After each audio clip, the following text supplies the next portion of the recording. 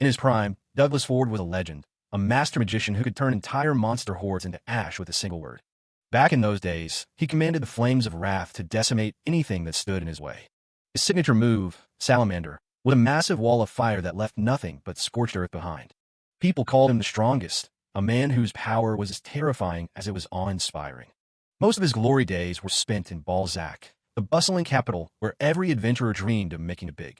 He clawed his way to the top of the ranks, earning a title that everyone in the city recognized. He spent his youth taking down massive dragons, fully expecting to spend the rest of his life as a hero. But things change. 10 years later, that legendary strength is nothing but a distant memory. Now, a cat working the guild counter casually tells him that his license is being revoked. Douglas can only stare in shock as the car that defined his entire life is declared invalid. At 37, the once great magician is officially unemployed and stripped of his identity. He stands outside the guild in Balzac, realizing just how much he's lost over the last decade. He tries to plead his case with Dean, the guild clerk, begging for the revocation to be canceled. Dean just looks at him like he's lost his mind, unable to believe he's actually trying to argue. The guild's stance is firm. The former hero has failed too many quests recently, and they can't afford to back him anymore. It all comes down to a point system where every failure drags down the reputation of the entire organization. While success brings benefits, failing a mission puts the guild master's own position at risk. Douglas bows his head, forced to accept that his presence has become a liability to his peers. On top of that, his body is failing him, plagued by constant aches and chronic pain from decades of fighting. A year ago, he caught a strange disease that permanently lowers his max HP every time he casts a spell. The doctors were blunt about it. If he keeps using his skills, he's eventually going to die. He spends his nights alone, weighing the choice between giving up his life's work or dying for it. With no family and no other skills to his name, the prospect of retirement is a complete nightmare. He watches other adventurers head out to glory, feeling completely left behind by the world he helped build. In a last-ditch effort, he slams a massive bag of recovery potions onto the guild counter. He tries to convince the clerk that he can compensate for his lack of stamina if they just give him one more chance. Dean sighs and breaks down the stats. Despite being level 68, the magician has the health pool of a complete rookie.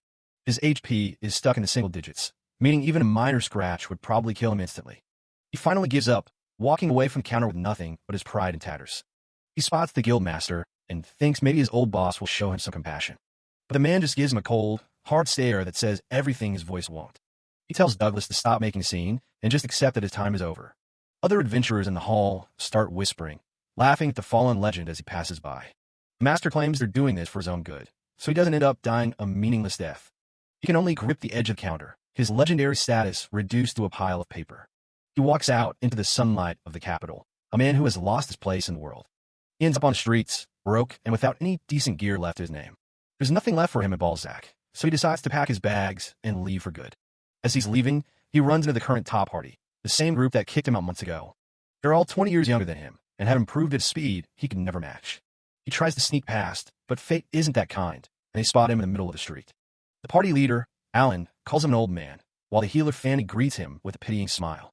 Edmund, the party's sage, immediately shuts him down, making it clear they have zero intention of letting him back in. Douglas tries to explain that's not even why he's there, though he can't deny that he begged them to reconsider right after he was originally kicked out. He awkwardly announces that he's actually planning to leave the city today, catching the rest of the group off guard. Fanny is genuinely shocked, while the others just watch the man they once called a comrade prepare to walk away for good. Edmund continues his smug lecture, reminding Douglas that there's no better place for an adventurer than the capital city. Douglas can only offer a weak smile and some stammering excuses as he tries to maintain some dignity. Dario, the party swordsman, jumps in to twist the knife, accurately guessing that the old man finally lost his license. He mocks the massive bag Douglas is carrying, joking that he's probably reduced to being a traveling potion merchant. The two of them have a good laugh at his expense, asking if his health has dropped even lower since they last saw him. Finally, Alan snaps and tells them both to shut it, causing the whole group to jump in surprise. The party leader keeps it brief, offering a cold apology before leading his team away to their next mission. As they leave, Fanny offers a polite bow, leaving Douglas to wonder if his old friend Alan ever felt any real emotion at all. He watches them go, wondering if Alan was actually trying to help him out by ending the harassment. Left alone, Douglas says a silent prayer for their success as he turns his back on the city he called home for so long. 3 months later, he's miles away from Balzac, wandering through the countryside without a clear destination. He's been surviving on odd jobs, thinking back to why he even became an adventurer as a 15-year-old kid. Back then, he just wanted to be a force for justice and help people who couldn't protect themselves. Now, he has to admit the truth. He's absolutely terrified of the death that's slowly creeping up on him. Every step he takes is a reminder of how far he's fallen, and the shame of his current situation weighs on him like lead. The sun is setting as he pushes through a dark forest, hoping to reach the next checkpoint before the gates close for the night. Suddenly, the smell of blood hits him, a thick stench that makes his stomach turn. He pushes through the brush and comes face to face with a massive, white-furred Fenrir. The legendary beast is wounded and huffing in pain, its massive eyes fixed on the lone traveler. Douglas is stunned. Creatures like this almost never wander into human territory unless something has gone horribly wrong. He tries to stay calm, telling the beast that he has no intention of attacking it if he can avoid it. The Fenrir doesn't seem to care about his peaceful intentions, letting out a roar that echoes through the trees. It snaps its teeth at him, a clear warning that it's still dangerous despite its injuries. Douglas panics, holding up his hands to show he's not reaching for a weapon. That's when he spots a glowing mark on the creature's skin, a curse mark that he recognizes instantly. His heart sinks as he realizes it's the curse of transfiguration, a forbidden spell used to warp someone's very nature. He looks the beast in the eye and asks the impossible, "Are you actually a human?" The realization hits him like a physical blow, leaving him sweating and breathless. He knows he can't just walk away. Leaving this person trapped in a monster's body would be a death sentence. He decides to use his remaining strength to break the spell, relying on the knowledge he spent decades mastering. The doctor's voice rings in his head, reminding him that using any more magic will likely cost him his life. But as he looks at the suffering creature, he decides that dying for a just cause wouldn't be such a bad way to go. He tells the beast to stay still, promising to undo the curse right here and now. Standing before the giant wolf, the middle-aged adventurer prepares to cast one final, life-threatening spell. He begins the incantation, calling upon the spirits to help him save this person's life. He'd much rather burn out his last spark of life, doing something that actually matters than waste away in some backwater village. With everything he's left, he unleashes the Dispel curse. A blinding light fills the forest, and he can feel his life force draining away as his health bar begins to drop toward zero. After the massive explosion of light, Douglas Ford finds himself slumped against a massive tree in the middle of the dark forest. He gasps for air, his eyes wide with disbelief as he realizes the impossible. He's still breathing and very much alive. Looking over at the wounded Fenrir, he noticed that the glowing curse mark on its head hasn't faded one bit. Confused and desperate, he summons his status screen, and a blue interface flickers into existence before him. He nearly falls over in shock. His HP has jumped from measly 2,500 back to a staggering 60900. It starts to click. The Dispel curse didn't work on the beast because the spell must have been deflected right back at him. It's pure speculation, but the way his strength has suddenly surged back suggests the spell hit its mark on his own body instead. He flexes his healthy hands, feeling a vigor and clarity he hasn't known in 20 years. The truth hits him like a lightning bolt. He wasn't just sick or aging. He had been carrying a hidden curse of his own. Every ailment he attributed to the passage of time was actually a symptom of dark magic eating away at him from inside. He hangs his head, feeling like a fool for not seeing the signs of magical sabotage during all those years of decline. He wonders how a curse could remain invisible even to his status screen, and more importantly, who would want to ruin him. But he quickly shakes those thoughts away, knowing he has a more pressing matter right in front of him. The Fenrir is still suffering, its breath coming in ragged, painful gasps as it continues to bleed out on grass. He realizes that if a forbidden curse is at play, only the original caster has the power to undo it. Without that caster present, he's normally helpless to turn his creature back into the human it once was. Then, a desperate plan begins to form. If he can't find the caster, he'll just have to use a skill to become them. The beast lets out a low, guttural growl, its large eye fixed on the man who is its only hope. Douglas thinks back to the years he spent obsessively studying ancient skills, searching for any way to fix his failing body. He remembers the Trace skill, a high-level magic that allows a user to mimic the appearance and voice of someone they've identified. His plan is to first use Share Intel to dive into the Fenrir's memories and identify the person who cast the spell. Once he has their identity, he can use Trace to transform and cast the counter curse, as if he were the original spellcaster. It's an insane gamble. Maintaining two active high-level skills simultaneously is a feat that defies the common laws of magic. In fact, the only person known to be capable of such a feat is Alan, which is exactly why he was given the title of hero. But with his full power restored, Douglas feels a surge of confidence he hasn't felt in a very long time. He reaches out toward the beast, shouting the incantation for his first skill, Share Intel. A dark vision flashes before his eyes, a hooded man with sunken, malicious eyes and a twisted, confident smile. Having found his target, Douglas immediately shifts his focus, chanting the command to reconstruct his own form. Trace. Transformed into the image of the villain, he pours every ounce of his renewed power into a single, specialized Dispel. A pillar of blinding light erupts from the Fenrir, illuminating the entire dark forest as the curse is finally torn away. The ground trembles under the weight of the released energy as the beast's massive form begins to collapse and change. As the smoke and light fade, Douglas struggles to stay on his feet, his gaze fixed on the small, silver-haired figure of Robbie left behind in the clearing. The smoke clears, and in place of a massive beast sits a small girl with long, silver hair. Douglas Ford is just as stunned as she is, but he's relieved she's all right and asks if she can speak. She gives a tiny nod. They sit there in the silence of the clearing for a moment, both trying to process what just happened. Douglas realizes he's way out of his league here. He has no idea how to talk to kids, so he decides to start with some basic healing magic to be safe. A soft glow surrounds her as the spell takes hold, mending whatever injuries she had left. He asks if she's still in any pain, and she quietly shakes her head. She looks at him with wide, curious eyes, wondering if he's some kind of legendary mage for saving her like that. Douglas just brushes it off. He tells her he's just some random old guy. As night falls, they set up camp and build a fire. Douglas introduces himself properly, and the girl finally gives him a name, Robbie. He offers to take her back home once morning comes, but the mention of it makes her expression go dark. She tells him she has nothing to go back to. Douglas is floored. The realization that she's completely alone in the world hits him hard. He asks about where she was before the curse, but she just freezes up, her eyes wide with fear. Robbie starts trembling, begging him not to take her back. She's terrified of whatever happened there. Seeing her like this, Douglas immediately backs off. He promises he won't force her to go anywhere she doesn't want to. He gives her his word, even though he knows keeping her safe is going to be a lot of work. He can't just ditch her, but he doesn't know anyone who could take her in, either. The closest city is Balzac, and that's a long trek. He suggests they head to the city together to find someone to care for her. He warns her it's a long trip, and she tentatively asks if it's really okay for her to go with him. Douglas gives her a warm grin and tells her of course it is. With the travel plan set, Douglas moves on to the next priority, dinner. Robbie watches curiously as he starts prepping another dish. He starts chopping up some ingredients while Robbie waits by the fire. He slices some apples with expert precision, making quick work of it. He explains that he's going to grill them until they're soft, making sure not to overlap the pieces. A few minutes later, he hands her a steaming plate.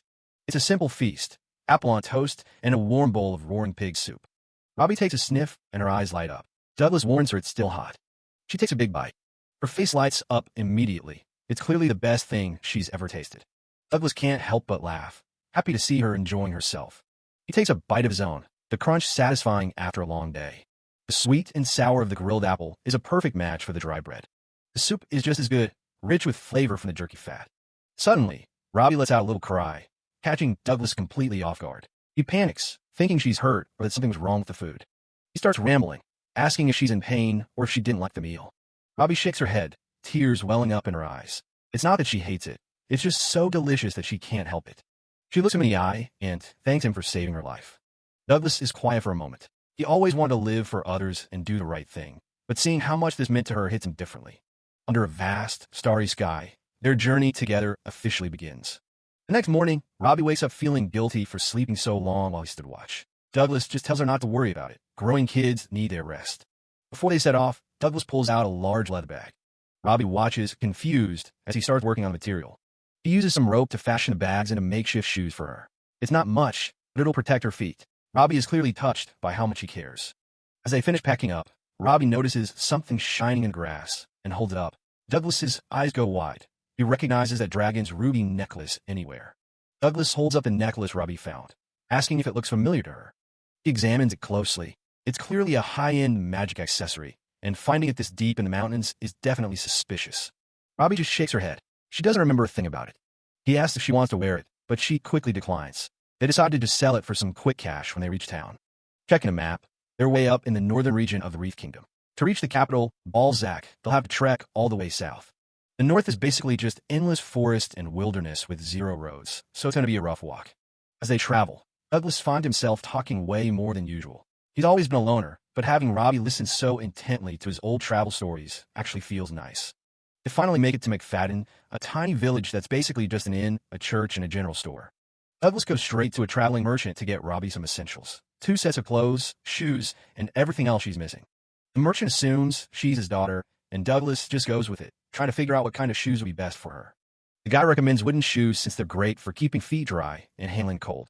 He even picks out some oversized underwear, knowing how fast kids grow. Douglas asks for a leather bottle too, but the merchant is all out. He'll have to look for one in the next town. The merchant explains he usually works a shop in Addington, but travels around to keep his legs from getting weak. Douglas takes a chance to pull out the necklace and asks for a quick appraisal. The old man puts on his glasses and prepares to use his appraisal skill. He identifies it as a common black pearl and offers 20 silvers, which is plenty for a month's worth of living. 20 silvers is decent, but Douglas has a hunch it's worth way more. He knows that forbidden curses are way more effective when they're paired with rare gems. He's betting this is actually an obsidian pearl. He uses his own high-level appraisal skill and confirms it.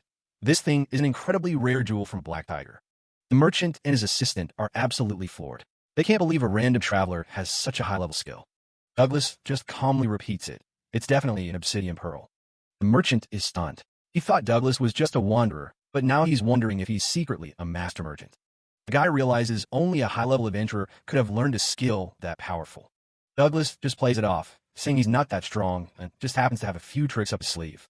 The merchant laughs and slaps his knee, impressed by how humble Douglas is being. He introduces himself as Theo and tells Douglas that if he ever visits his shop in Addington, he'll buy the pearl for way above market value. Douglas and Robbie head out, both feeling a lot better about their journey. They arrive at a cozy building that serves as the village inn. The inn lady recognizes Douglas from a previous stay. She's surprised to see a kid with him this time around. She's not one to pry, but she makes it clear that if the kid is taking up a bed, she's charging the adult rate. She takes one look at Robbie and points out how filthy she is. There's no way she's letting her in the room in that state.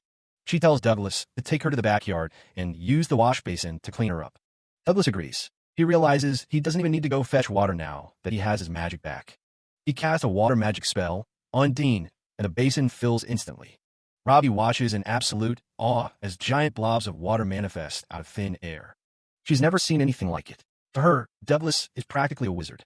Douglas smiles to himself, thinking about how his past self will be shocked to see him using skills so freely again.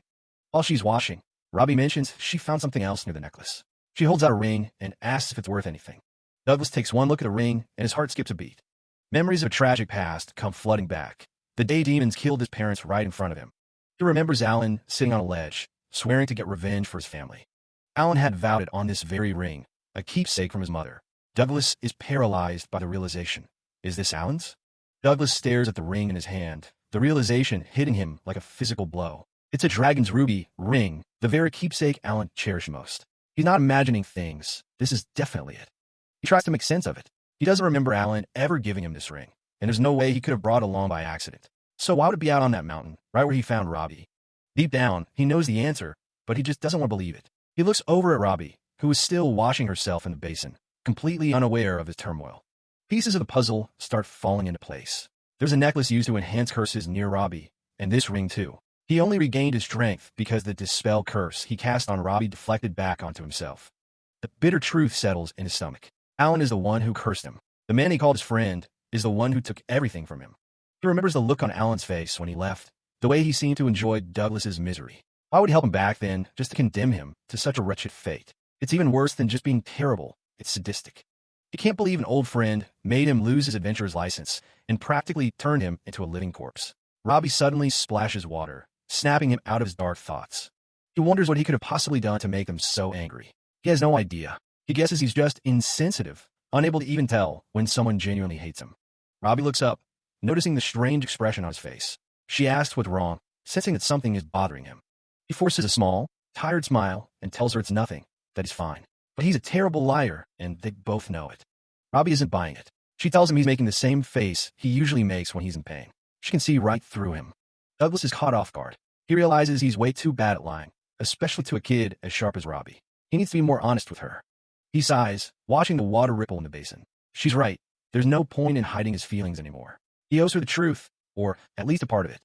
He kneels down beside her and asks her to listen. He's decided to be more open with her from now on. They're in this together, after all. He tells her that this ring was very important to an old friend of his. Because of that, they're not going to sell it. He needs to keep it for now. He explains that one day, they will return this ring to its rightful owner. And when that happens, he'll be sure to ask exactly why he was cursed. He's determined to get answers. Robbie gives him a soft, understanding look. She's just happy that he's talking to her again. Suddenly, a voice from behind startles them both. It's the inn lady, and she's not happy about the mess. The inn lady scolds Douglas for getting water everywhere. She tells him to go freshen up himself and offers to help wash Robbie properly. She's a bit bossy, but her heart is in the right place. She points out that Robbie is a girl and that Douglas needs to be more considerate of her needs. He realizes she's right and feels a bit embarrassed. He heads off to take care of himself.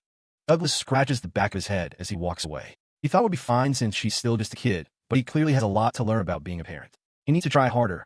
A little later, Douglas is clean and shaven, looking much more like his old self. He's waiting for Robbie to finish her makeover, still feeling a bit guilty about his lack of consideration. Suddenly, the door opens and Robbie steps out. She's been transformed.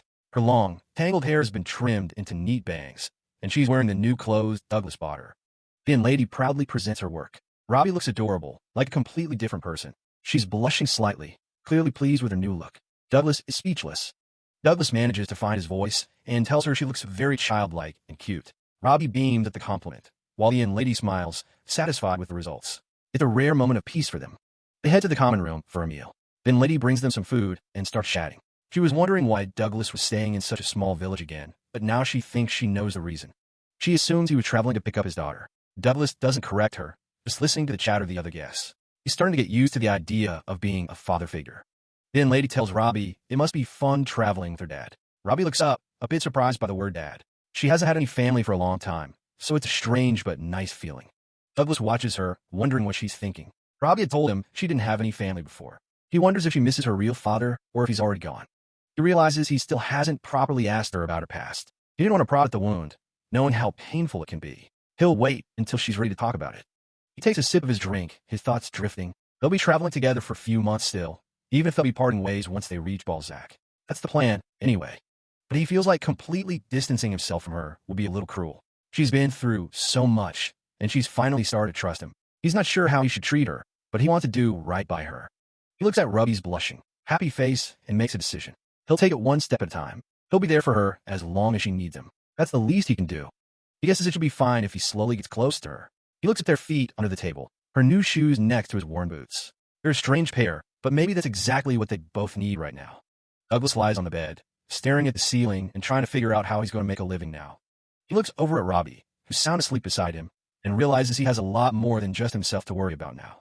Later, down in the common area, he pulls out a few coins, the very last of his savings. He tells Robbie they can head back to the room once she's done eating, and she thanks him for the meal. They spend the next few days traveling south until a massive estate comes into view.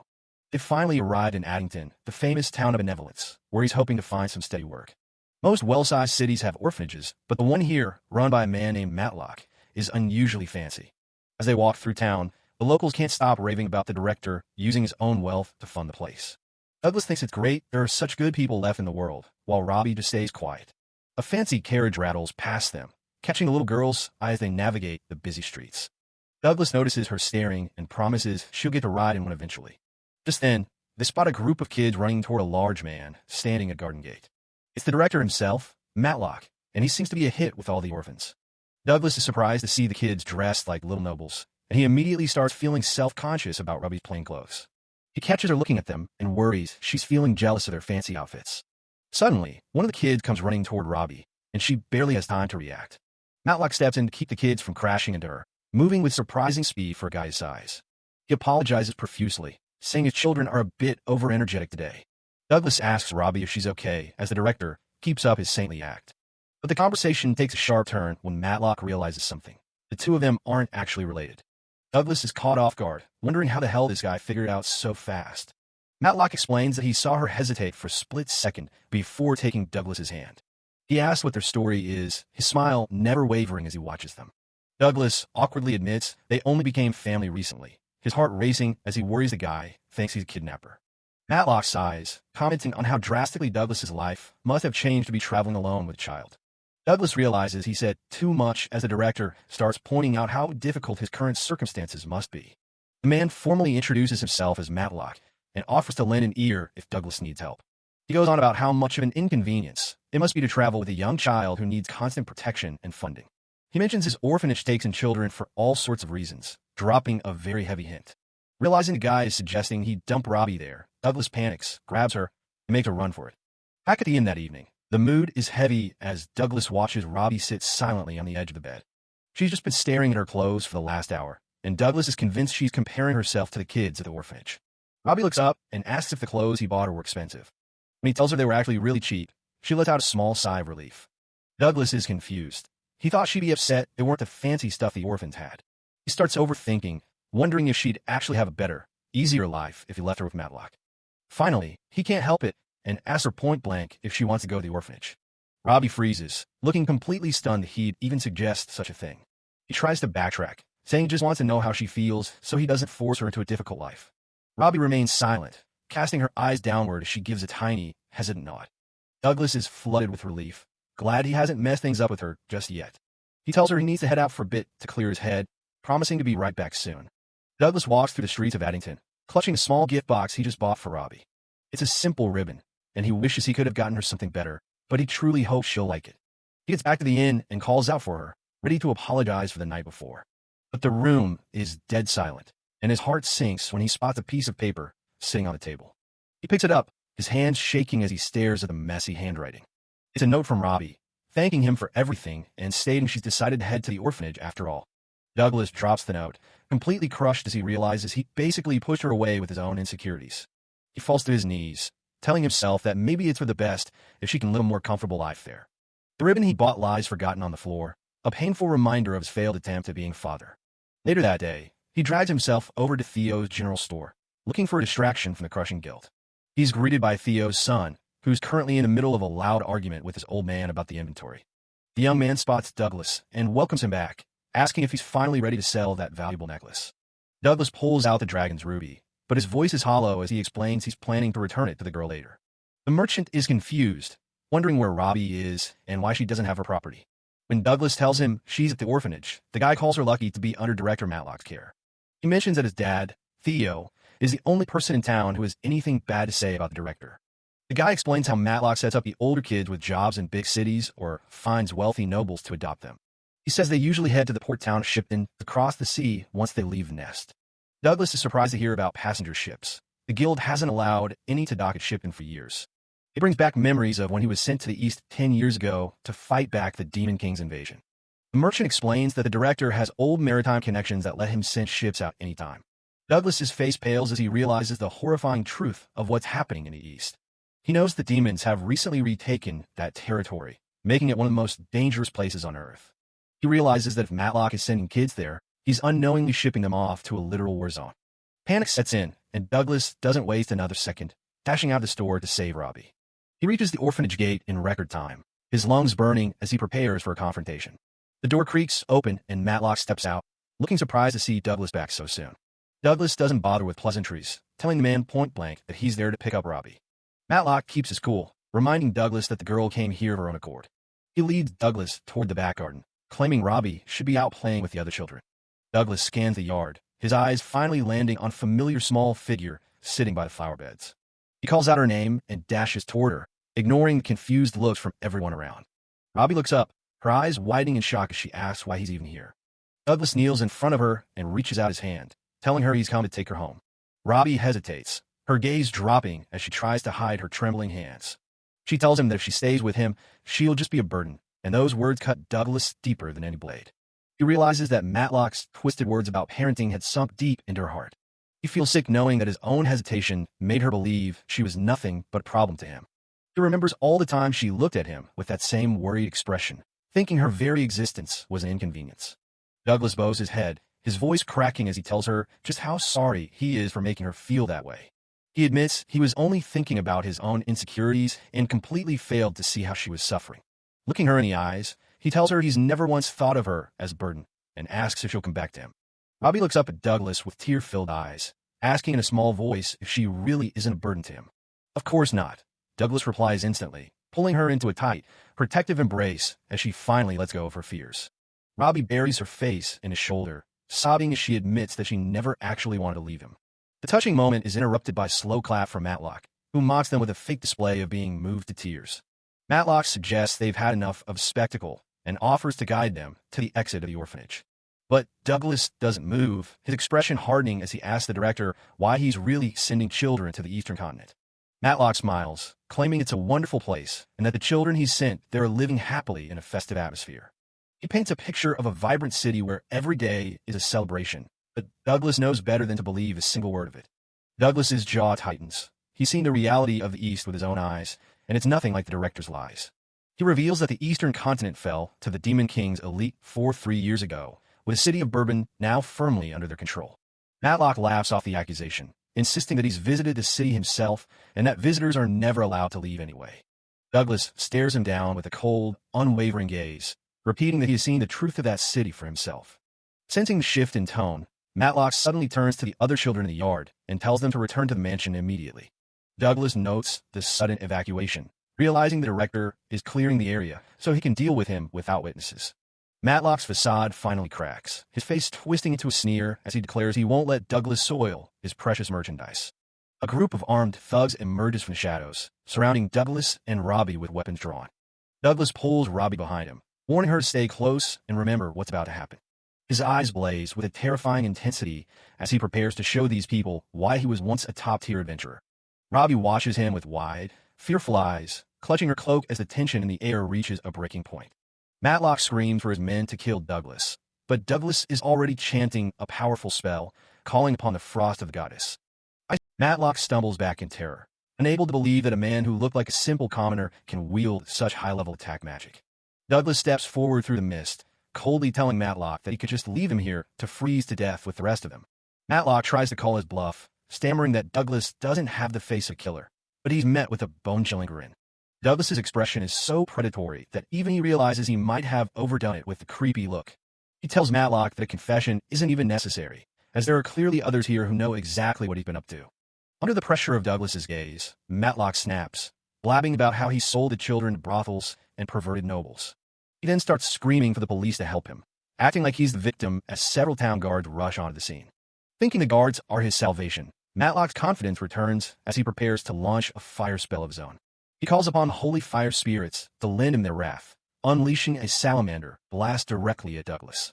He gloats that as long as Douglas is dead, everything can be swept under the rug and life will go back to normal. But Douglas doesn't even flinch, his hand already glowing as he prepares to counter the director's mediocre magic. A massive explosion of light and sound fills the yard as the two spells collide, or rather, as Douglas effortlessly bypasses the flames. Matlock stares in disbelief as Douglas emerges from the smoke completely unscathed, the salamander spell having done nothing. Desperate and cornered, Matlock begins to babble an apology, begging for mercy as Douglas closes the distance in a blur of motion. Douglas isn't interested in apologies. He delivers a devastating punch that sends the corrupt director flying backward with a sickening boom. Matlock hits the ground and slumps against the wall, completely unconscious and thoroughly defeated. Robbie runs to Douglas's side, calling him Dad for the first time as she asks if he's okay. He gives her a soft, reassuring smile in return. They look over at the frozen thugs and the unconscious director, the threat finally neutralized for good. The town guards approach the pair cautiously, their eyes darting between the adventurer and the carnage he left behind. Robbie grips the edge of Douglas's shirt, still wary of the armored men as they look around the yard in total confusion. One of the guards asks what on earth happened here, signaling the end of Matlock's reign of terror over the orphanage. The military police manage to find Matlock's secret ledger, which includes a full list of his clients. Thanks to that, they finally decide to take Douglas's word for what happened. Volunteers are stepping up to care for the orphans for now. Douglas is just glad the kids ended up in a town that actually cares enough to look out for them. Back at the inn, Robbie is acting a bit hesitant as they settle into their room for the night. Douglas hands her a squished-looking box, telling her it's a present he picked out just for her. She opens it to find a brand-new ribbon. Douglas explains he felt bad for her having to wear such plain clothes, so he went out and bought it after he left her earlier. They both start apologizing at the same time, Douglas for strange behavior, and Robbie for leaving without saying a word. Robbie shyly asks if she can put it on right now, and Douglas agrees to help her. He carefully ties the ribbon into her hair while she sits at the desk. It suits her perfectly, and Robbie can't stop smiling as she thanks him. Douglas asks if she was feeling a bit jealous when she saw those other kids at the orphanage in their fancy dresses. Robbie's face goes completely red as she stammers out denial. Douglas is a bit confused by the intense reaction, not sure why she's so flustered. Turns out, she wasn't looking at the dresses, she was just really curious about all the snacks the other kids were eating. Douglas can't help but laugh. He's just relieved she's happy. He realizes he still has a lot to learn, both as a person and as a father figure. The night is still young, so they decide to just sit by the window and enjoy the moonlight together for a while. The next morning, Douglas explains that the military police want them to stay in town for a few more days while they wrap up the incident. While they eat breakfast, he mentions he'll be doing some odd jobs for travel money and asks if Robbie wants to wait at the hostel. Robbie immediately says she wants to stay with him, though she's worried she'll just be bother. Douglas doesn't hesitate. He tells her to come along, which catches her by surprise. He promises her that she's actually safest right by his side where he can protect her. He suggests that it might be better if they keep pretending to be a family while they travel to avoid any repeats of what happened with Matlock. And he drops the big question, would she be okay calling him dad from now on? Robbie is completely stunned, her eyes going wide as she processes the suggestion. She's so flustered, she can barely speak, but Douglas tells her there's no pressure and to just give it a try. She quietly tests out the word, calling him dad for the first time. Now it's Douglas's turn to get embarrassed. It's a little awkward, but it makes them both a bit shy. 2 days later, it's quest day. They've joined a group heading into the woods, but not everyone is happy about a kid being there. The vigilante leader starts screaming at Douglas, thinking he's taking the quest way too lightly by bringing Robbie along. Douglas stays calm, promising they won't cause any trouble, though the leader seems like his complete polar opposite. The mission is a public quest. The task is to hunt down a red-eyed dragon. Public quests are usually much more difficult than regular ones, but the trade-off is that they can be accepted even without an official license. Red-eyed dragons are notoriously aggressive, especially when they wake up from hibernation and start looking for human settlements to snack on. Around midday, the group finds a good clearing to stop for lunch. Robbie happily digs into a sandwich that Douglas prepared for her. Douglas mentions he borrowed the hostel's kitchen that morning to make the egg sandwiches and meatball soup. Noish, a young vigilante, smells the food and comes over, asking what they're eating. Even though the vigilantes were pretty rude earlier, Douglas offers to share the soup to help everyone warm up. Douglas tells them not to worry about their earlier behavior, saying it's normal to be cautious of strangers on job. The vigilantes are blown away by how good the food is, realizing they might have judged Douglas too quickly. Meanwhile, the vigilante leader sits off to the side by himself, looking as grumpy as ever while he sharpens his blade. Noish tells Douglas to just ignore the beard guy and focus on talking to the rest of them instead. Douglas feels a bit awkward after the suggestion, admitting that singling the leader out might not have been the best move. He's curious about the group's dynamic. He wonders why Noish seems so hesitant about his own leader. Suddenly, Douglas gets a sharp glare from the man in question, and he immediately feels a jolt of tension. The vigilante leader looks down at his men, frustrated that they're so easily swayed by a few scraps of food from a stranger. He starts shouting at them, telling the group to get a move on and stop wasting time. The younger vigilantes immediately scramble to their feet, terrified of his temper. Noish sighs, whispering to Douglas that this is exactly what he meant earlier. The group moves deeper into the forest, leaving the comfort of the clearing behind. As they walk, Douglas notices something odd about the ground. He stops and calls out to the group, pointing toward a set of tracks that definitely weren't made by a dragon. He picks up Robbie and dashes forward to get a better look at the massive footprints. His expression turns serious as he realizes exactly what they are. The rest of the group catches up, and they're shocked by the size of the monster track. It's absolutely enormous, far bigger than anything they expected to see. One of the vigilantes thinks they're lucky because red-eyed dragons often steal nests from other creatures, so they must be close to their target. But Douglas doesn't share their optimism. He looks at the footprint again and firmly tells the group that they need to turn back immediately. The vigilante leader scoffs, telling Douglas to quit poking his nose where it doesn't belong and dismissing the tracks as just some bored deer. Douglas points out the specific details of the print, how the front hooves are round and there's no dew claw, which rules out a deer or a boar. He explains that the only creature with a footprint like this is a unicorn, a legendary mythical beast that humans rarely ever get to see. Noish wonders why they need to turn back just because of a unicorn, especially since they're usually cautious and shouldn't be a problem if they aren't attacked. Douglas clarifies that he's not worried about the unicorn itself. He's worried about why it was running so fast that it forgot to hide its own tracks. That would only happen if the mythical beast was being chased by a monster massive enough to devour it. The realization sent a wave of fear through the younger vigilantes. The vigilante leader calls him ignorant, claiming he's never heard of anything like that before and that Douglas is just talking nonsense. Douglas stays calm and tries to reason with him, saying that fighting an unidentified monster puts them at a massive disadvantage and could get someone killed.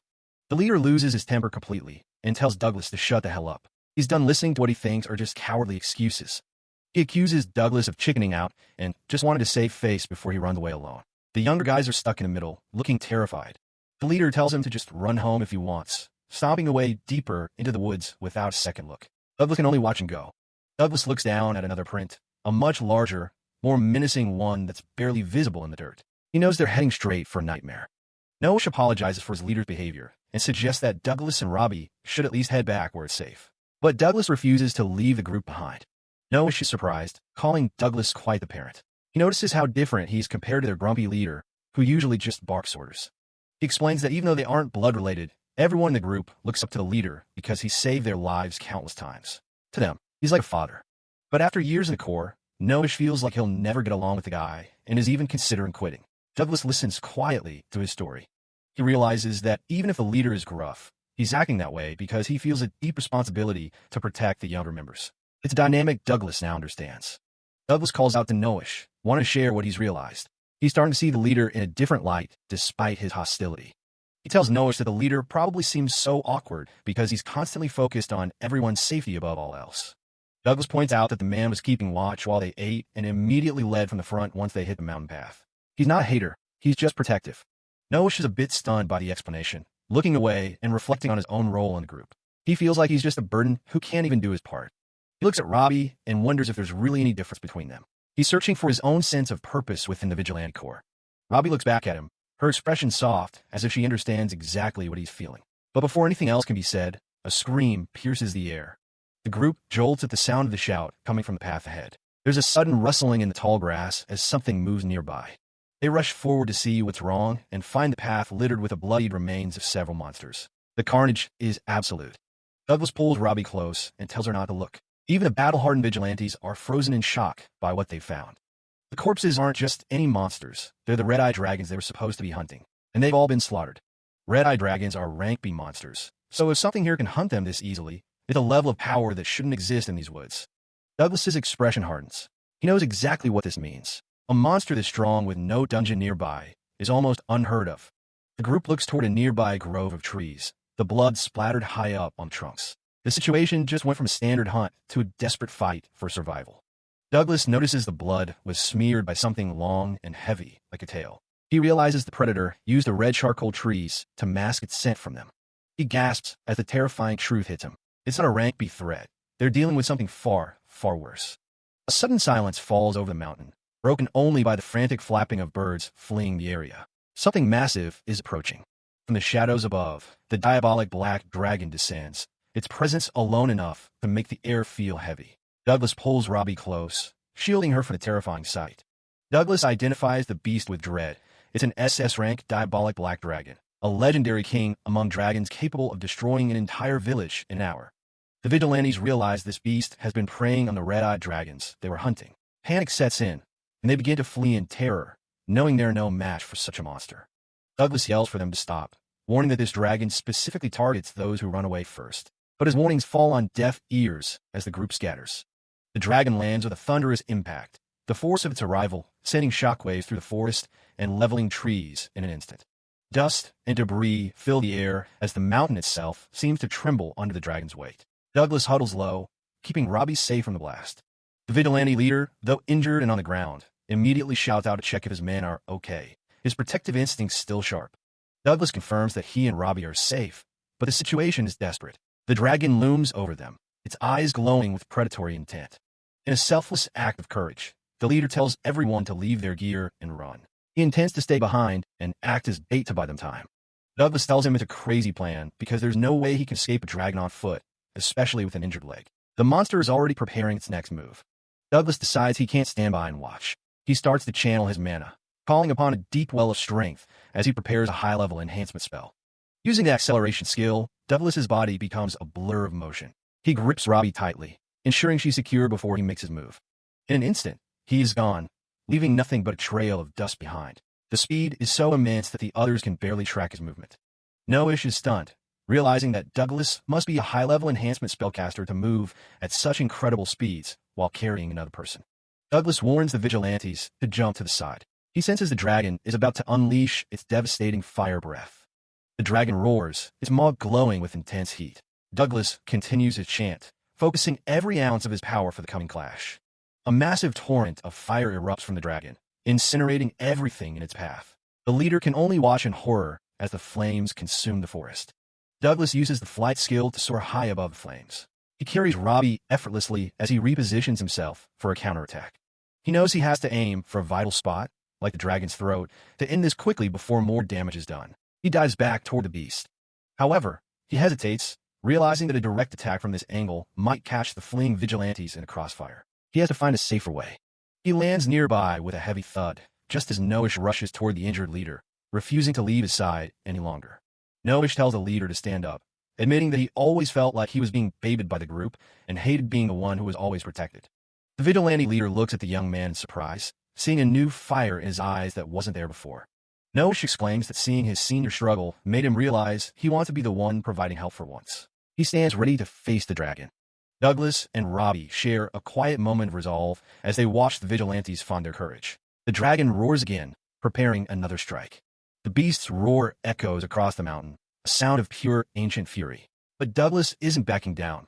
He's ready to end this. Noish and Robbie both cheer for their respective father figures. "You got this, old man." Noish yells as Robbie adds, "You got this, Dad." Douglas gives a confident smirk and tells them to leave all to him. He begins the final part of his magical sequence. He first uses wind magic to scatter the dragon's flames, clearing the area and protecting everyone from the heat. Then, he prepares his main assault. In an incredible display of skill, Douglas activates a second skill simultaneously, Ice Magic Hell. He blasts the dragon with a freezing vortex. The dragon is caught in a massive surge of ice and wind, its movements slowing as frost begins to encase its massive black scales. After the battle is over, the vigilante leader bows deeply to Douglas, apologizing for his arrogance and for nearly getting everyone killed. Douglas is a bit flustered, telling the leader it's fine and to please raise his head. He offers to heal the man's leg with his magic skills. Noish looks on as the leader is treated. The tension from before has completely evaporated, replaced by a sense of profound relief. Noish offers to help carry the leader, blushing slightly as he steps up to take on more responsibility within the group. The vigilantes joke around as they prepare to leave, commenting on how heavy their gear is compared to Douglas, who seems unfazed by the day's events. They decide to head home quickly to report the presence of the diabolic black dragon to the local authorities, but they don't want to leave the carcass behind. The leader worries they don't have the equipment to move such a massive beast. Douglas just smiles, knowing he has a solution for that too. Douglas creates a massive wind vortex that lifts the entire dragon carcass off the ground. The vigilantes can only stare in open-mouthed wonder. He explains that by focusing wind magic on the dragon's center of gravity, you can lift it easily. Noish and the others are convinced that Douglas is some kind of legend. As they walk back toward the village, Robbie smiles brightly, proud of her dad adventurer for being the strongest and kindest person she knows. Back at the town hall, the massive dragon carcass sits as a reminder of the absolute unit of a beast they just took down. Douglas Ford stands before the local vigilantes, thanking them for their hard work on the front lines. The Addington Guildmaster steps up with the loot bags, ready to hand over the reward for saving the town from certain doom. He explains it's for hunting the red-eyed dragons and the surprise black dragon, though they wish they could give even more. Instead of taking the gold, Douglas Ford pats the vigilante leader on the shoulder and tells him the money is all theirs. The crew looks stunned, wondering if they really just decided to give up that much coin without even asking him first.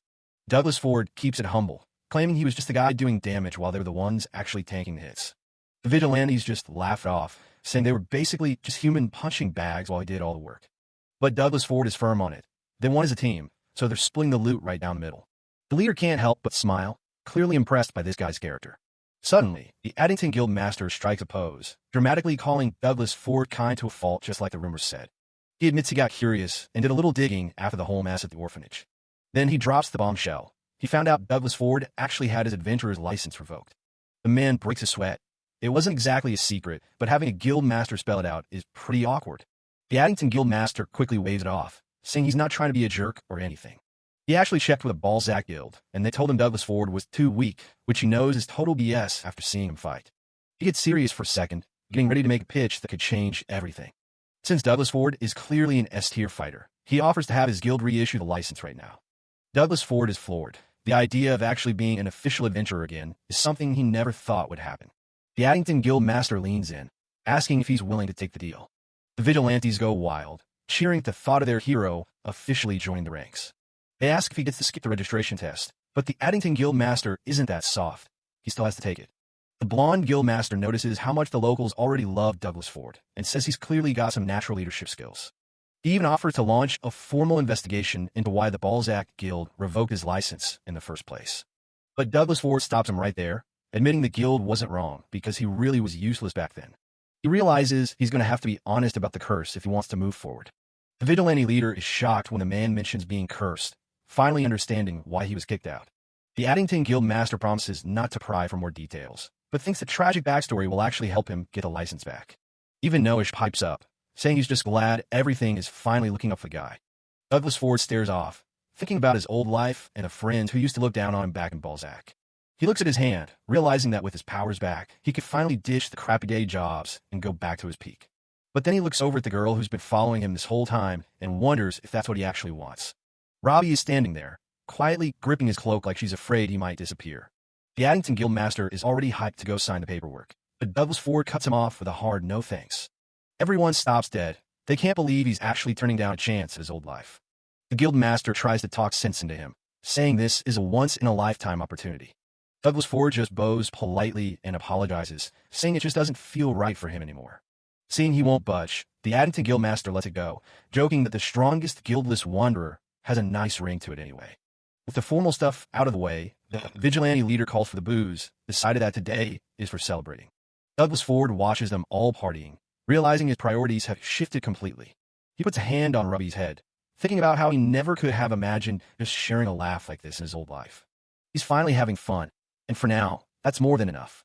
For days after the dust settled, the military police finally gave the green light for the group to head out, while Matlock and his goons were prepped for a trip to the Royal Capital Jail. Douglas Ford decided to keep just enough gold for their travel expenses and donated the rest of the dragon-slaying loot to the orphanage. The townspeople even renamed the place the Addington Orphanage, deciding to fund it themselves so the kids could finally live happy lives. Before hitting the road, Douglas Ford took Robbie to a shop to find her something new to wear, and she was already eyeing a brown hooded coat in the window. He worried the coat might be a bit too plain for a kid and pointed out some cuter, frilly options, but Robbie was set on the one she chose. She blushed as she put it on, admitting she just wanted something that matched her dad's style. As they were leaving, they ran into old Theo, who was surprised to see them taking off so soon. Douglas Ford wanted to talk to the merchant about the rare necklace he'd found after breaking a curse, thinking the guy might want to buy it. Theo immediately backed away, shouting that there was no way he could buy something with that kind of dark history. Douglas Ford was confused, since he'd already cleared the curse, but Theo explained that regular folks still wouldn't want anything to do with it. Theo called him a good guy, but way too insensitive before offering a better lead for the item. He mentioned an acquaintance in Milton, a rich collector named Baron Morius, who specifically looks for items related to curses. Douglas Ford was genuinely grateful for the help, while Theo joked that he was just doing his job as a merchant to keep a good customer around. But as they finished their chat, Douglas Ford noticed a massive crowd had gathered, and they were all murmuring his name. A young kid ran up, asking if he was the legendary adventurer who travels around with a little girl. He was completely caught off guard by the sudden fame, especially when people started thanking him for exposing Matlock's human trafficking ring. The townspeople cheered, calling him the hero of Addington and saying they'd never forget how he saved their kids. Douglas Ford turned red, completely flustered as everyone crowded around to praise his humility. He leaned down to tell Robbie to hold on tight, realizing he was absolutely terrible at handling large crowds. Just as he was getting overwhelmed, the local vigilantes pushed through the crowd to clear a path for them. The vigilante leader barked at everyone to back off, saying they were there to give their hero a proper send-off. They saluted him, promising to keep the town safe while he was gone and telling him to come visit again someday. Robbie waved goodbye to her new friends, and even Douglas Ford had to admit he was glad he met them. The man looked back at the town one last time as they walked away, knowing he'd probably never forget this kind of departure. With Robbie perched on his shoulder, they finally started their long walk south.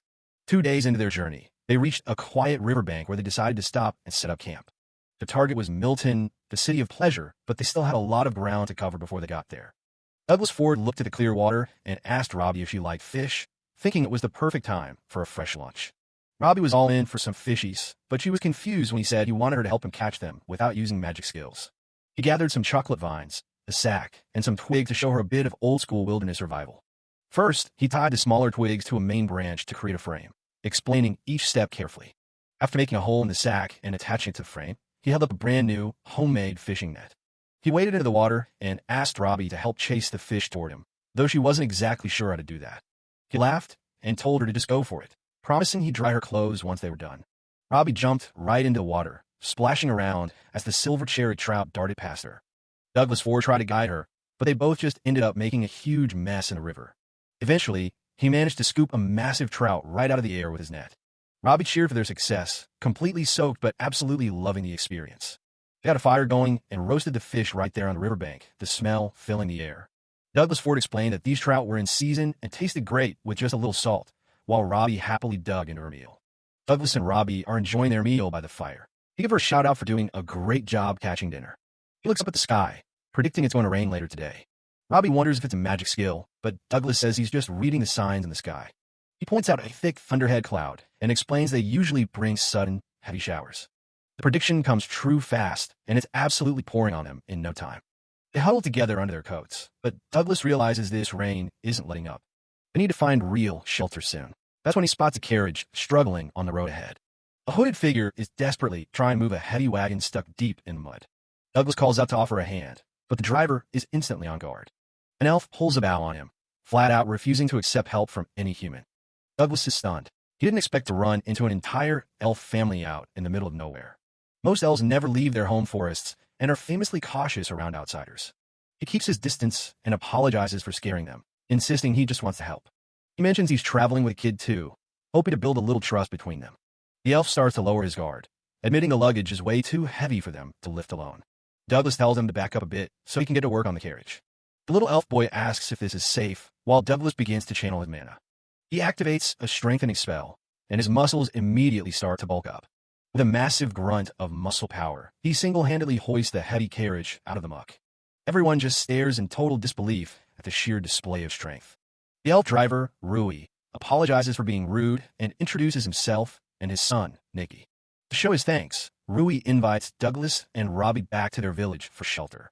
He admits that while they're usually cautious, elves still know how to show gratitude. Nikki wastes no time and pulls Robbie into the back of the wagon with him. The boy is super energetic, which is a bit much for the quiet Robbie to handle. Nikki gets all flustered, trying to be friendly, while the adults watch the kids bond. As they head off, Nikki keeps rambling about how amazing Douglas is. Douglas watches them with a smile, happy to see Robbie finally interacting with another child. He remembers how she was always alone at the orphanage and knows how hard it is for her to be social. The horses pull them through the rain as they approach the hidden settlement. They've arrived at Floria, a breathtaking village built directly into the massive forest trees. Rui's wife welcomes them, offering a place to stay since the rain is still heavy. The elves use wind magic to instantly dry their soaked clothes. Rui tells them not to worry about being a burden, since parents should look out for one another. Douglas is humble about the praise, just glad they could help out. They're invited inside to rest and share a warm meal with the family. A massive, delicious spread is laid out for their unexpected guests. Over dinner, Nikki is dying for adventure stories and asks if Douglas has ever seen a mermaid. He describes a time he reinforced the Navy and heard the beautiful voices of mermaids. Nikki is absolutely hooked and immediately starts asking about dragons next. The boy is having the time of his life listening to these legendary tales. Rui has to tell him to calm down while the rain continues to hammer the forest village outside. Rui thanks Douglas, saying they've all learned quite a bit from him today. He pours another round, admitting that maybe elves have been missing out by staying so isolated. Rui then puts Douglas on the spot, asking how he feels about their people avoiding the outside world. Douglas isn't really sure how to answer such a deep question. Meanwhile, Nikki starts a magical chant. The little guy shows off, conjuring a bright ball of light with a simple shine spell. Robbie is absolutely mesmerized by the glowing orb floating right in front of her. Douglas is impressed, thinking to himself how specialized elves are to learn such practical magic at Nikki's age. Inspired, Robbie asks if she could do it too with enough practice. Douglas is happy to let her try. Nikki jumps in to be the teacher, telling her to memorize the chant and visualize squeezing her energy into her hands. Rui and Douglas watch as the kids get to work. Robbie focuses hard, chanting the holy words as a tiny spark begins to flicker between her palms. But the spark fizzles out instantly. Robbie slumps, feeling like she just can't do it. Douglas feels for her, while Rui tries to reassure them that magic usually takes much longer to master. Nikki chimes in, saying it took him a whole month just to get that far, and offers to help her practice. Douglas worries he's a bad teacher and wonders why Robbie is suddenly so interested in learning skills. Even so, the little girl doesn't look like she's ready to give up just yet. Nikki then suggests they go see his grandpa to have her magical aptitude officially checked. He explains that without natural talent, no amount of practice will matter, until Rui tells him to hush. They head over to the elder, who is fast asleep, and Rui tries to get him to wake up. The old elf cracks open one terrifying eye and gives Robbie a soul-piercing glare. He delivers a cryptic verdict, "This is terrible," before immediately drifting back to sleep. The blunt statement leaves Douglas sweating, worried that Robbie's spirit will be completely crushed. As the elder starts snoring again, Robbie looks down at her hands, clearly troubled. Douglas is panicking internally, trying to figure out how to fix the mood. Rui's wife suggests he show Robbie how he performs skills to give her a better idea of how it works.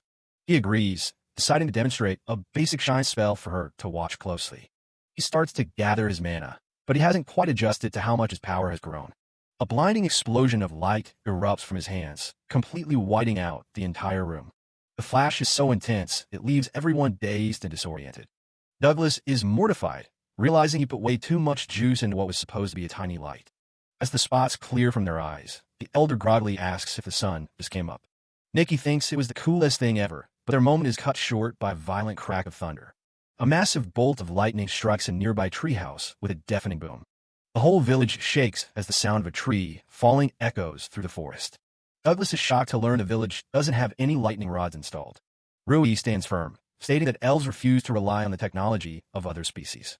He insists their traditional protection rituals are enough, but Douglas looks pretty skeptical. Their debate is interrupted when an elf bursts in, shouting that they're in major trouble. He reports that Moro's house took a direct hit and is now completely engulfed in flames. The fire is spreading fast, and it won't be long before the entire area is caught in a blaze. If they don't do something fast, this whole forest is going up in smoke. Douglas, Ford, and Robbie can only watch as the fire spreads toward the village.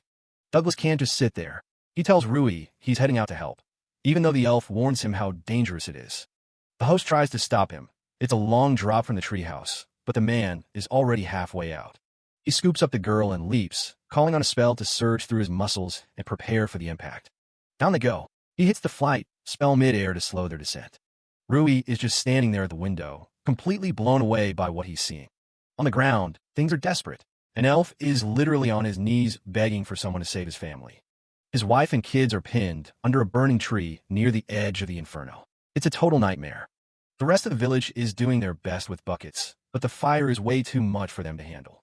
Nikki and the others are about to give up and just cut a fire break, essentially leaving those trapped behind. That's when Douglas yells for them to get back. He lands right in front of them, his daughter still on his back. The elves are stunned. Seeing humans here is the last thing they expected. The young elf Nikki is confused, but our protagonist is already starting a chant to summon the water spirits. He puts every bit of mana he's got into the ancient words. A massive sphere of water manifests over his head. Water magic, Undine. He hurls the whole thing. It's like a massive splash from the heavens, dousing the flames in an instant. He knows they're suspicious of humans, but he makes it clear he's not leaving while people are still in trouble. Saving lives comes first, and the man tells them they need to prioritize getting everyone to safety. The elder elf steps in and tells his people to shut up and work with the human. There are more important things at stake right now. Rui finally makes it down, and Douglas hands Robbie off to the safety of the group so he can get to work. One of the elf women takes her hand, thanking him as he prepares to dive back into the chaos. The girl looks a bit worried, but her dad gives her a confident nod before turning away. The whole village starts moving. While the elves handle what they can, the former adventurer takes on the heavy lifting. Suddenly, another scream for help pierces through the noise. A bunch of guys are struggling to move a massive trunk. There's a family trapped under there, and it's not moving an inch. The hero runs over and tells everyone to clear out of the way. He activates a muscle power spell and just lifts the whole thing with one hand. The elves are staring at him like he's some kind of monster. That is definitely not normal human strength. They pull the survivors out, but they're in rough shape. The villagers start shouting for a doctor. Douglas says there's no need and casts a full recovery spell on them instead. The elf woman on the ground blinks, her wounds completely vanishing in an instant. He tells them they're all healed up. It's a miracle to everyone watching. The family finally reunites, sobbing and holding each other tight. They're just glad to be alive. The man wipes his forehead. That's enough heroics for one day. With the fire finally out, he starts feeling a bit self-conscious about how much a scene he just caused. He wasn't even supposed to be here. He figures it's time to head out to the next town, but Rui asks him to hang on for a second. He looks back and sees the entire village bowing to him. They're all apologizing for how rude they were when he first arrived. The next morning, the sun is out, but looking at the damage in the daylight really shows how bad it was. The hosts say they'd be happy to have him stay.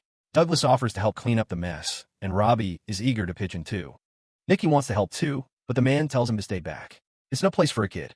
Robbie is not having it. She hates being babied and wants to prove she can be useful. Our protagonist thinks it'll be better if she stays with someone her own age while he handles the heavy work.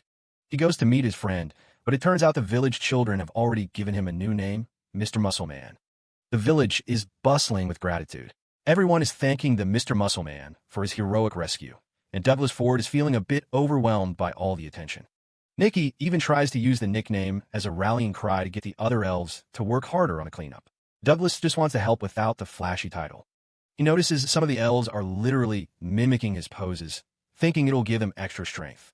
It's a bit much, but he rolls with it. Teacher Elf mentions that everyone really looks up to him now. He's basically a local celebrity after saving the forest. The female elves are especially impressed. They admit their species isn't exactly known for raw physical power, so seeing him lift that tree was something else. All the blushing and praise has Douglas looking pretty flustered. He's much better at fighting fires than handling compliments. The cleanup continues as the sun begins to set. It's hard work, but everyone is pitching in to get the village back in order. When he finally gets back to the treehouse, Douglas realizes he's a lot more tired than he thought. He wants to finish the big stuff before they leave for Milton. He's greeted at the door by Robbie, but something feels a bit off. She's being a bit too quiet. Nikki and Teacher Elf are there too. They mention that the girl has been practicing her magic skills the entire time he was gone. She forces a smile and says she still can't quite get the hang of it. The look in her eyes is heartbreaking. Her dad immediately picks up on the tension. He asks her if something is wrong, noticing she's acting strange. He realizes her cheeks are flushed. She isn't just tired, she looks like she's running a fever. He decides to check her stats. He casts Appraisal, and the results aren't good. Her exhaustion level is through the roof. Panic sets in. He realizes his daughter has caught a serious cold from overworking herself. The elves scramble to help. He gets her into bed immediately. He's kicking himself for not noticing sooner that she was pushing herself to the limit. His healing magic is top tier, but it only works on physical injuries.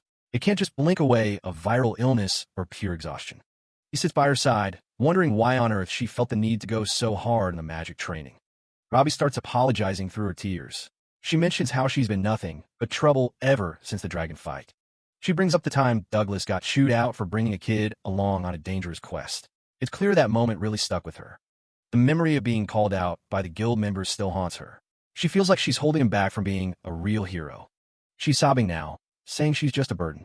She wanted to learn magic, so she could actually contribute and stay by his side without being a nuisance.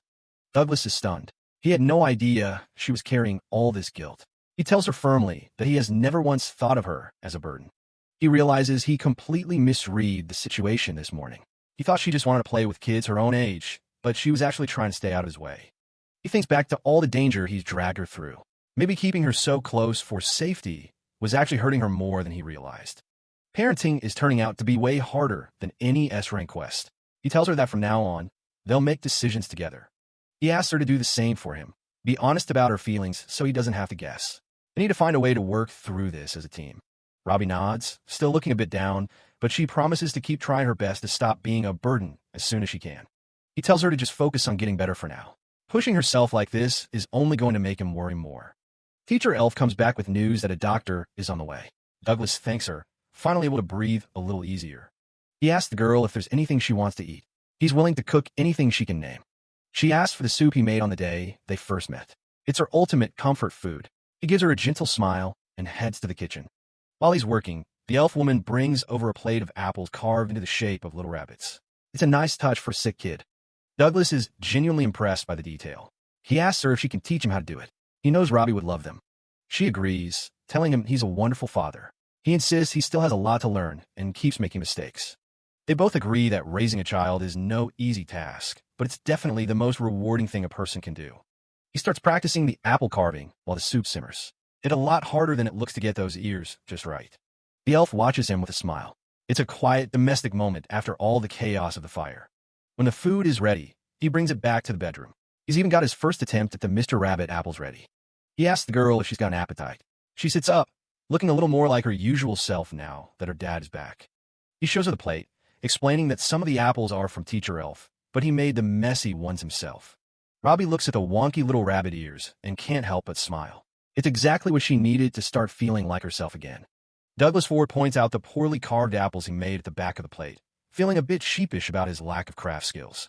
Robbie picks up one of the roughly carved rabbit apples and gives him a sweet, blushing smile, telling him she actually likes these ones more. Douglas Ford is completely floored by her kindness, feeling a surge of warmth in his chest as he watches her enjoy his clumsy attempt at a treat. Time passes as they finish cleaning the debris from the forest fire, and they stay in the village until Robbie is fully recovered from her exhaustion. On the day they are finally set to depart, the Elder Elf asks to perform a skill check on Robbie to see what her future holds.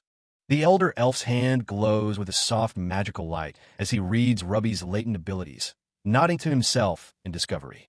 He reassures them that she has a natural aptitude for skills, but notes that her true power is currently sleeping deep within her, waiting for a specific event to awaken it. He reveals that her potential skill power is a staggering 5120, leaving both Douglas Ford and Robbie in complete shock at such a high number. Douglas Ford explains that the average human potential is around 3,000, which makes Robbie's score incredible. Curious, Rui asks what Douglas's own score is. When Douglas Ford admits his potential is only about 900, Rui is flabbergasted, as that number is incredibly low for someone of his strength. After the Elder Elf confirms the reading, Rui can't understand how he's so powerful. The old elf concludes that Douglas Ford must have trained with an intensity far beyond human imagination. With deep respect, the elder elf bows to Douglas Ford, honoring the sheer willpower it took for him to overcome his lone natural potential through years of hard work. The duo stands at the village entrance, sharing a final moment of gratitude with the elves who took them in and cared for them. Little Nicky stands to the side, looking incredibly grumpy and upset about their departure. Douglas Ford thanks them for their hospitality, while Nicky asks if they really have to leave so soon. Robbie adds her own polite thanks. Rui chides Nicky for his behavior, pointing out that Robbie hasn't learned any magic yet, and her health is still fragile, using any excuse to get them to stay longer. Suddenly, Nicky blurts out a desperate confession, shouting at Robbie that he wants her to be his wife so they can stay together forever. The surrounding elves break into gossip and laughter, while mortified Douglas Ford wonders how he could have been so blind to the boy's crush. Nicky pleads with Robbie to stay in the village, but she remains calm and gives him a firm rejection, simply stating that she likes her dad too much. The poor boy is left standing there, completely stunned and heartbroken by the swiftness of her rejection. The elf women giggle and tease Robbie about her devotion to her father, reminiscing about how they felt the same way when they were young. Douglas Ford feels a bit embarrassed, but deeply moved by Robbie's public display of affection, cherishing the pure love she shows him. As he watches her, Douglas Ford can't help but wonder if he would feel even happier if he were actually her biological father. Nicky collapses into a heap of tears, while Rui tries to comfort him with some tough love advice about heartbreak being a necessary part of growing up. Rui hands Douglas Ford a large net filled with village harvests, a parting gift to sustain them on their journey ahead. Douglas Ford waved a final goodbye, noting that even though their stay was short, it was a truly fun and memorable experience for both of them. The entire village gathers to wave them off as they head out into the forest path. Rui takes a deep breath and prepares to lead the village in one final, loud farewell, counting down for the crowd. On the count of 3, all the elves raise their fists and shout, "Muscle power," in a hilarious and heartfelt tribute to their human savior. Douglas Ford and Robbie set off across the open landscape, the echoes of the elves' cheers still ringing in the distance as they start their next chapter. Back at the village gate, Rui finds Nicky still moping on the ground and tells him it's time to head back inside, but the boy has a new fire in his eyes. Nicky declares that when he grows up, he's going to leave the village to learn skills and go on adventures just like Douglas Ford did. Fueled by the stories Douglas Ford shared, Nicky is determined to see the world for himself and eventually find Robbie again. Rui places a proud hand on his son's head, supporting his newfound ambition and telling Nicky that he's his pride and joy. The travelers walk through the vast, open country under a bright sky, their bond stronger than ever after their time in the elf village. Douglas Ford looks back on their time in Floria with a smile, grateful for the warm welcome and the friends they made along the way. While checking the bag of gifts Rui gave him, Douglas Ford notices a small letter tucked away inside. He pulls out the neatly written note from Rui, which simply thanks him for everything he did for the village over the past few days. Douglas listens as the elves mention finally installing a lightning rod. They've decided to open up more to the outside world because of his kindness. An elf wishes them a wonderful journey as they prepare to head out. Robbie points up at the sky. Look, the clouds look exactly like a rabbit. They continue their walk under the bunny sky. They've even got a whole bag of apples for the long road ahead. Half a day later, they're riding in a proper passenger carriage for once. The plan is to head to Milton to sell that cursed necklace. It's a long trip, roughly 10 days if they were on foot. Robbie's glued to the window, taking in all the news sites. Some guys nearby are gossiping about Hero Allen's party. Apparently, the group is still in Balzac looking for new recruits. Douglas asks for more info, but the guys have run out of news. Suddenly, a woman sitting across from them butts in. She claims she's a seamstress from Balzac and knows plenty. The guy isn't buying it. She looks like she's just fishing for a scam. Another passenger calls her out for trying to sell tacky charms earlier. They threaten to report her to the military police if she doesn't stop. The lady huffs, calling it all stupid as Douglas ignores her. He thanks the guys for the heads up. He tells her that her backstory is a bit too fake to believe. She slams the table, refusing to say another word. The rest of the trip passes in total silence. 5 days later, they finally arrive at the city. Milton is massive, way bigger than any city they've seen yet. Their contact is away for a bit, so they decide to explore. Selling the necklace can wait a few days. Robbie tells him she's just happy to be traveling with him. Their peaceful stroll is cut short by someone shouting nearby. Douglas senses danger and tells Robbie to find a place to hide. A blonde guy named Carlos is leading a gang in an alleyway beatdown. The victim, Ted, is on the ground but refuses to give in. Carlos mocks him for not knowing when to quit. A hand reaches out and stops the next blow from landing. Douglas tells them to back off since the guy is already hurt. Carlos gets in his face and threatens to kill them both. He tries to get physical, but the former hero doesn't budge an inch. The thug realizes he's dealing with someone way out of his league. Douglas politely asks them to just leave. The gang takes the hint and scrambles out of the alley. Carlos leaves him with a watch your back gesture. The father calls Robbie out and checks on Ted's broken leg. Ted is blown away. The pain in his leg is completely gone. Douglas explains it's a weird side effect of magic. It takes the brain a minute to catch up with the body being healed. The guy is so grateful, he practically collapses in relief. Douglas offers to help him get home, which just makes the guy think he's even more of a saint. They start walking, and Douglas notices the change in atmosphere. They arrive at a massive gate leading into the red light district and a place called Maisie. Ted mentions he works there, but Douglas is starting to get a bad feeling about the neighborhood. When he hears it's a brothel, the former hero realizes this is no place for a little girl. The servant looks at him, wondering what's wrong. Douglas tries to tell himself it's fine since it's still daytime, and the shops should be closed. They head into the main building of the district. Inside, the hallways are eerily quiet. Ted says everyone is still asleep, and Douglas is surprised by how peaceful it seems. A woman rushes down the stairs, the madam of the house, and she's relieved to see Ted is okay. He tells her how Douglas saved him from Carlos, and she's impressed he managed it with a kid in tow. Douglas tries to make a quick exit, but she insists on serving them some cake first. She brings out tea and some snacks for the guests. The girls who work there all flock to Robbie, obsessed with her hair and pretty skin. Douglas feels incredibly out of place surrounded by all these scantily clad women. The madam thanks him again, explaining that Carlos has been a nightmare for them lately. He listens while trying to finish his tea as fast as possible. She eventually drops the question. She wants him to work as their new bouncer. She says it would only be for 5 days, and he'd be paid well for his time. Douglas turns her down, pointing out that he's just a traveler with a daughter to look after. He knows they really need the help, though, but he's terrified that staying there will expose Robbie to a side of life she's not ready for. Douglas gives a final apology and rejects the offer. The girls try to stay positive, but Robbie is unusually quiet as they leave. Back at their room that night, the silence is heavy. Robbie finally speaks up, asking why he isn't going to help those people. When he says he's not, the tears start to well up in her eyes. She bursts into a full-on sob, and Douglas starts panicking, trying to figure out how to stop the waterworks. They sit together on the edge of the bed while she sniffs. It's pretty obvious to him now that she's actually mad at him. He feels like a total jerk for disappointing her, knowing she just wants him to be a hero. He struggles with the idea of explaining something as heavy as prostitution to a child. He thinks about lying to her to protect her innocence, but he just wants her to be happy. He gathers his courage and asks if she'll listen to his actual reason. He realizes that lying for his own convenience would be a filthy adult thing to do. Robbie looks up and asks if there are actually people he doesn't want to save. He feels the weight of the question and knows he can't dodge it. He sits her down and starts by asking if she's ever heard of a place called a brothel. Douglas Ford tries his best to explain the concept of a brothel, where people pay money to satisfy their desires. He explains that when you're hugged by someone you love, it makes you feel relaxed and happy. Robbie smiles, saying she's really happy whenever she hugs him. Douglas gets a little flustered by the comparison. He moves on to explain that some people are incredibly lonely, and they pay for kindness to fill that emptiness. Douglas admits that he finds the idea of buying love with money to be very sad, which is why he didn't want her staying there. Robbie listens quietly as she processes his explanation. The little girl apologizes, realizing now that her father was only thinking of her well-being. She tells him she understands how it feels to be lonely and sad, as she was very unhappy before she met him. Robbie looked him in the eye and tells him she really likes it when he helps people in trouble. Douglas is struck by her words, realizing he had made a decision without truly considering her feelings.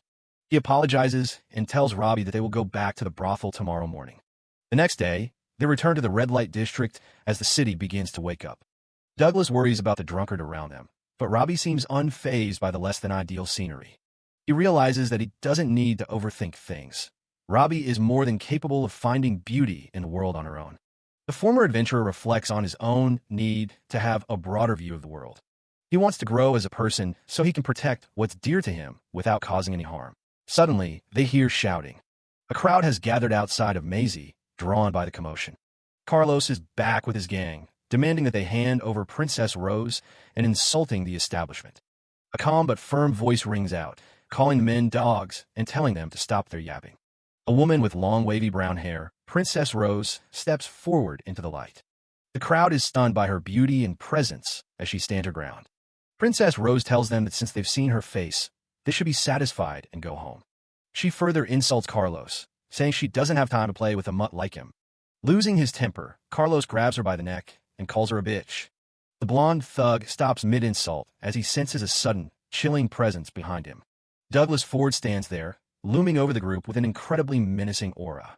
One of the henchmen panics, recognizing Douglas as the man who nearly crushed his arm earlier.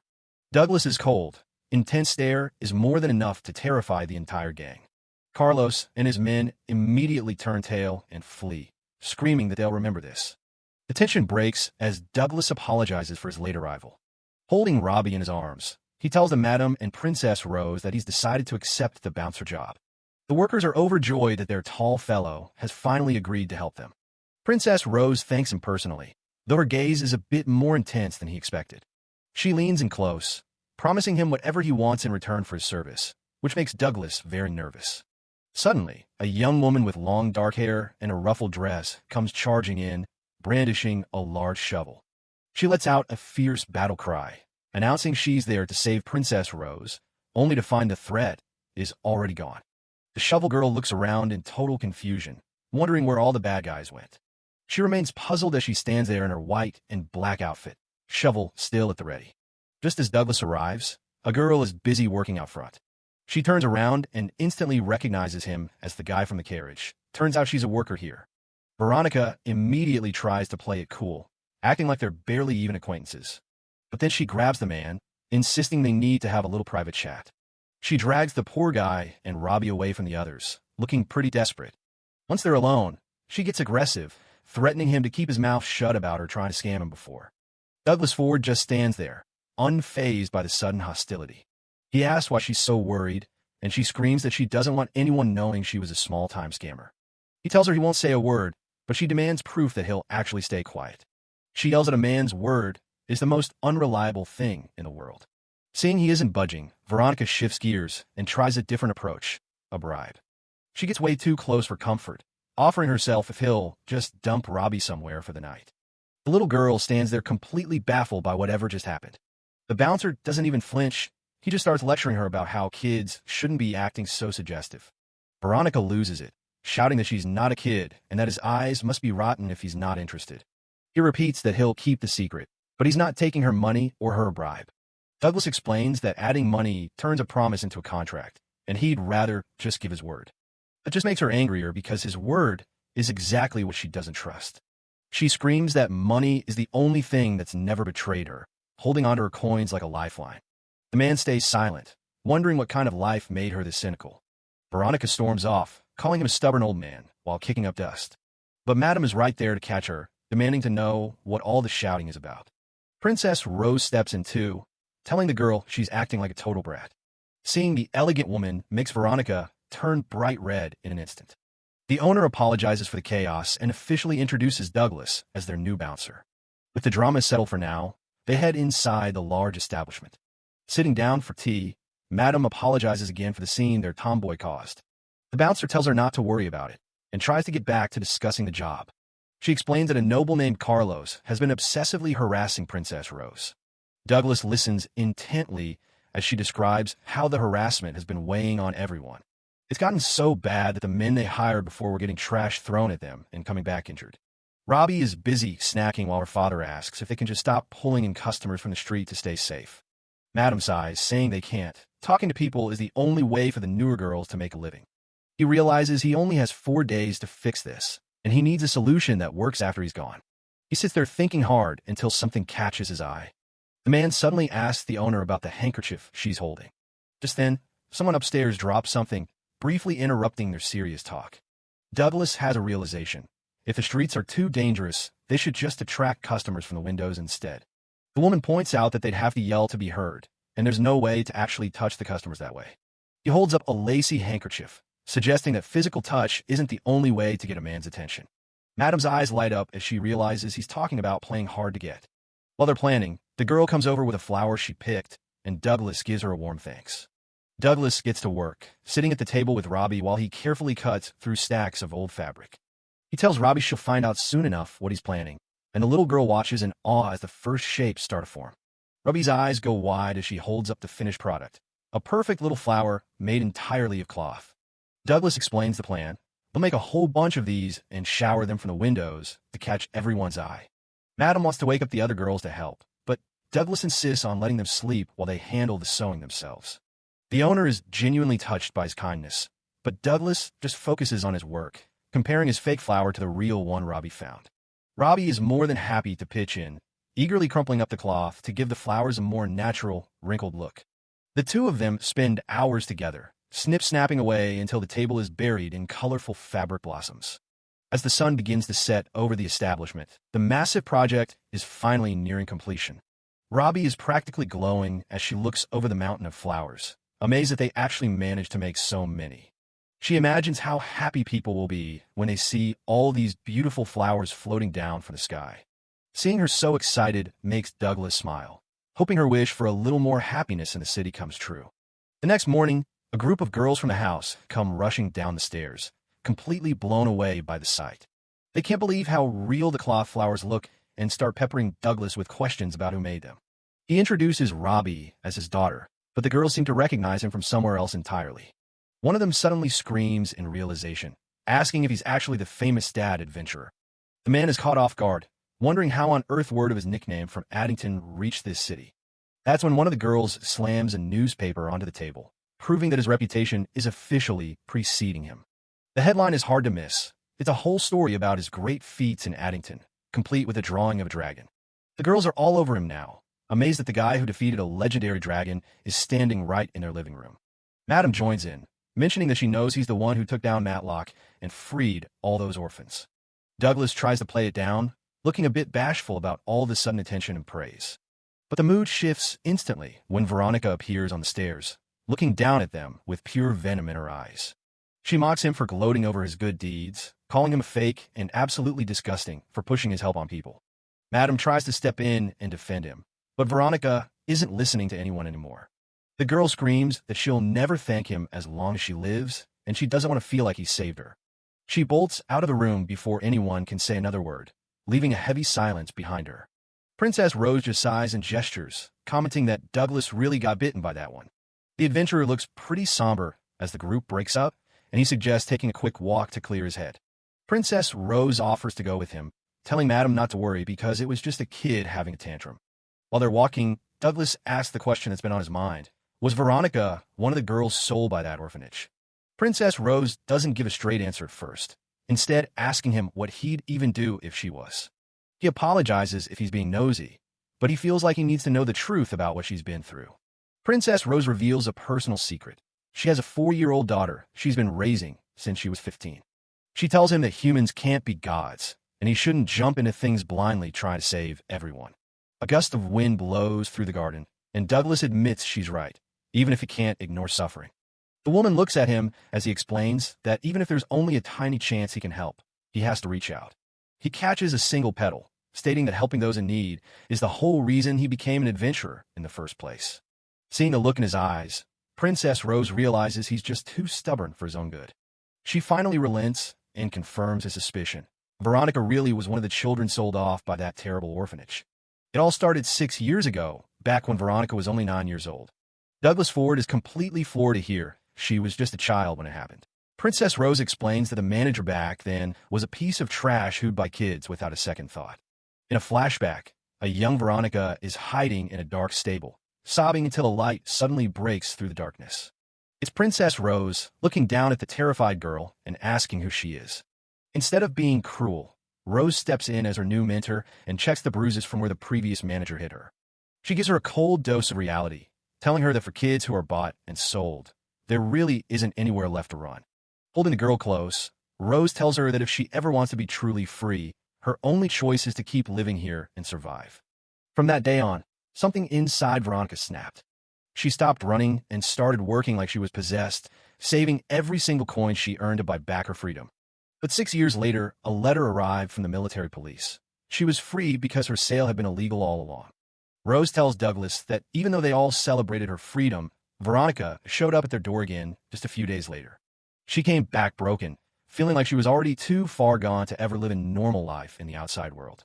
Hearing this, Douglas clenches his fist in frustration, feeling the weight of being 6 years too late to help. Rose apologizes for dumping such a heavy story on him, but she's surprised to see he still wants to reach out to her.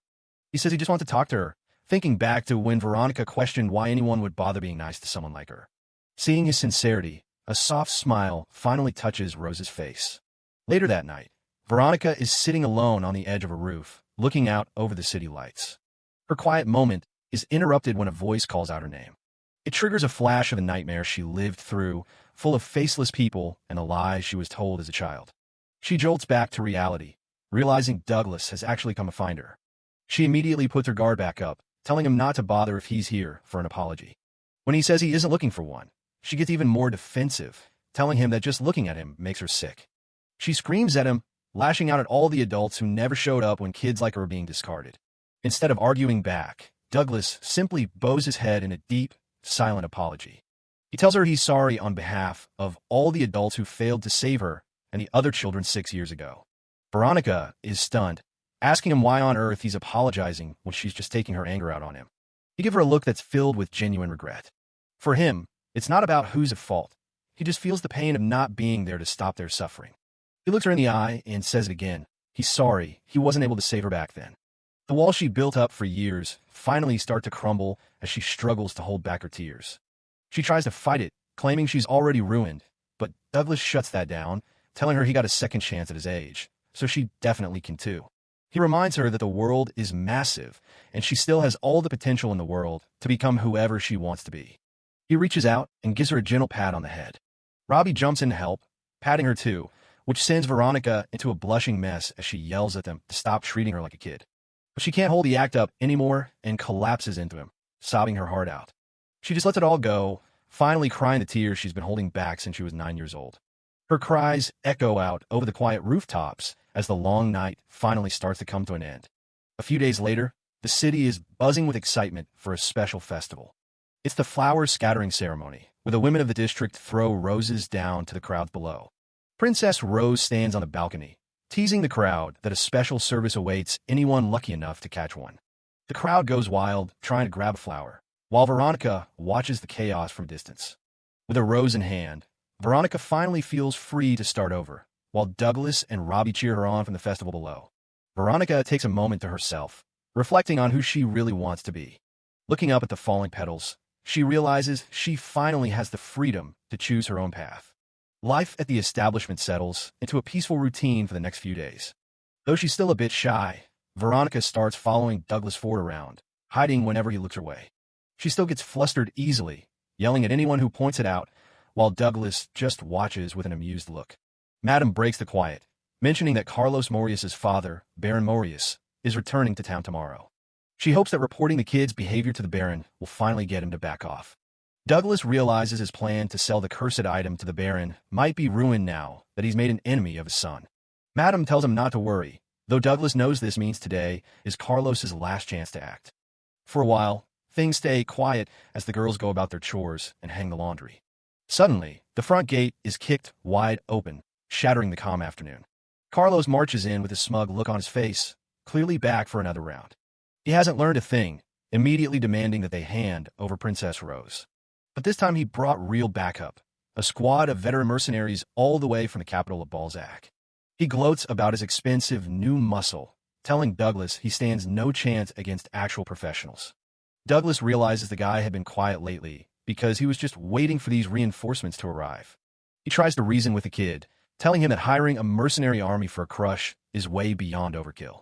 He even gives him some free dating advice, saying that if he really likes Rose, this is the worst way to go about it. Carlos loses it, screaming at Douglas to stop acting like his father. Before anyone can move, a strange sound echoes through the air and the veteran mercenaries start dropping one by one. Carlos is completely baffled, watching his expensive backup collapse without a fight. The men hit the ground gasping, clearly struck by something they never saw coming. Douglas scans the rooftops and spots a figure sitting up high, casually watching the scene. It's the mysterious assassin, who seems impressed that Douglas was actually able to follow his attacks. This new guy isn't just fast. Even while messing around, He isn't leaving a single opening for a counterattack.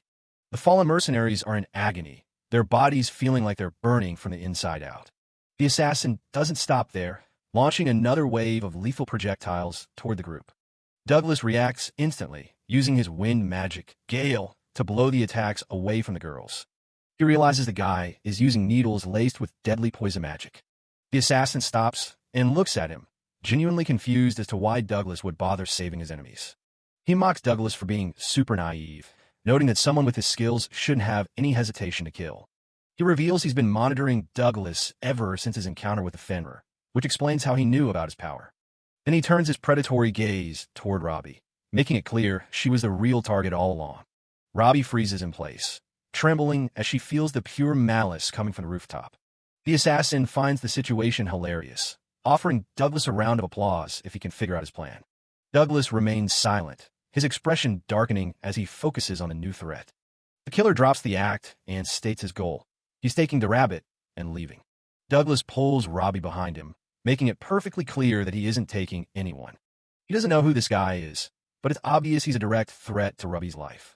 The assassin just grins, deciding he'll just have to kill Douglas Ford first before he takes what he came for. The assassin starts things off with a burst of poison magic, filling the area with a toxic mist. He isn't aiming for Douglas, though. He lunges straight for the innocent bystanders watching from the sidelines. Douglas reacts fast, casting a gale to blow the poison away from the women. But the mist has already hit the thugs on the ground, and they're definitely not looking too good. He has to switch gears immediately, activating a second skill to dispel the poison before it's too late. The assassin just laughs, mocking him for trying to save everyone while his own guard is down. Before Douglas can even reset, the killer is right in his face, landing a solid hit. He's forced to block, barely keeping up with the sheer speed of the man's movements. Douglas grits his teeth, realizing this guy is a total pro who doesn't make a single sound when he moves. He manages to push the guy back, but the constant casting is starting to take a serious toll on him. The killer points out that he can't keep both defensive spells running and fight at the same time. He mocks Douglas for playing the hero, but Douglas just doubles down on his wind magic to keep the poison at bay. A creepy grin spreads across the assassin's face as he talks about how much he loves watching people betray each other. "That's not what I want to show her," Douglas yells, throwing himself back into the fight with everything he's got. The assassin just laughs it off, his movements becoming even more frantic and dangerous. He launches a massive wave of knives into the air, aiming them right at the brothel and the terrified Robbie. Douglas is stuck with an impossible choice: keep the poison field up or save the kid from the rain of steel. The killer doesn't wait, diving in toward Robbie, while Douglas is still looking at the sky. Douglas sees the opening and knows he's the only thing standing between the blade and the girl. A heavy thud echoes as the knives hit their mark and clatter onto the pavement a second later. He threw his own body into the line of fire, taking every single hit to keep Robbie safe. He hisses in pain as the wounds start to sizzle, the poison already starting to seep into his system. Robbie can only watch in shock, her voice trembling as she calls out to the man protecting her. The assassin isn't moved at all, calling the whole heroic sacrifice move boring. He keeps up the pressure, laughing as Douglas struggles to keep his footing on the bloody ground. Douglas coughs up blood, a knife buried deep in his side as he fights just to stay conscious. Robbie is completely losing it, convinced that her protector is about to die right in front of her. But Douglas isn't done yet. He starts glowing with a massive surge of power that cracks the ground. Even the assassin is surprised he's still moving with a blade stuck in his stomach. He lunges in for a finishing blow, aiming to put Douglas down once and for all. Douglas just ignores the pain and starts a new chant, drawing on his final reserves of mana. The assassin's eyes widen as he realizes the old man is actually pulling off another high-tier spell. A massive blast of lightning slams down, catching the killer in a full-on explosion of raw energy. Douglas tells Robbie to stay back while he uses what's left of his magic to purge the poison from his own blood. Before the killer can recover, Douglas binds his wrists tight with glowing chains of light. He tells the guy he's handing him over to the military police, but the assassin doesn't look worried at all. Douglas demands to know who hired him, but the man just tells him to ask Robbie for the truth. He drops a bombshell about the kid hiding dangerous information, leaving Robbie looking absolutely shaken. Veronica and her staff come running out, and Douglas tells them to focus on treating the wounded mercenaries. The assassin just sighs, sounding more bored than defeated that he actually messed up the job. Bound and defeated, the killer sits in the grass, looking completely unbothered by his capture. Douglas looks at him and feels a sudden wave of suspicion, wondering what the guy is planning to do next. Just when Douglas thinks he has him trapped, the assassin uses a hidden blade in his heel to slice through his own wrists. He leaps away into the night, leaving his severed hands behind with a mocking farewell to the old man. He actually left his hands in the chains, telling Douglas he'll lend them to him for now as he vanishes. The adrenaline wears off and Douglas collapses, the massive blood loss finally catching up to him as Robbie screams his name. Sometime later, his eyes flutter open to find himself staring at a ceiling he doesn't recognize. He's back in a room at the brothel, and it looks like he was carried here while he was out cold. Robbie is right by his side, pleading with him not to move so his stitches don't burst open. He checks the wound and realizes someone had to sew him up the old-fashioned way since there are no magic healers in town. He puts a hand on Robbie's head to comfort her, promising her that he's officially on the mend. She tentatively touches the bandages to see if he's telling the truth, her eyes still full of worry. Seeing that he really is okay, the poor kid just breaks down into tears of pure relief. The door opens and Madame Veronica enters with her staff, all looking relieved to see him awake and talking. She gives him her heartfelt thanks, letting him know that her girls and even Carlos's group are all safe because of him. But there's a catch. The military police are outside, and they're dying to get a statement about the attacker. Veronica offers to go get them, but Douglas clearly isn't thrilled about the idea of an interrogation. He tells her he barely knows anything about the guy himself, other than the fact that he's an assassin after Robbie. The little girl looks down, clearly shaken by the mention of the man who almost killed them. Veronica also mentions that Baron Morius is back, and he's already been briefed on everything his son did. Apparently, Carlos is going to be kept on a very short leash from now on, so he won't be causing any more trouble. Douglas is glad to hear it, but he knows he can't risk staying in town to meet a nobleman. He looks at Robbie and asks if she thinks she can handle talking to the police about what happened. Just the thought of it makes her freeze up, the fear written all over her face. He sees how much it's affecting her and promises he won't force her to do anything she doesn't want to. If she's too scared to talk, then there's only one thing left to do. They have to run.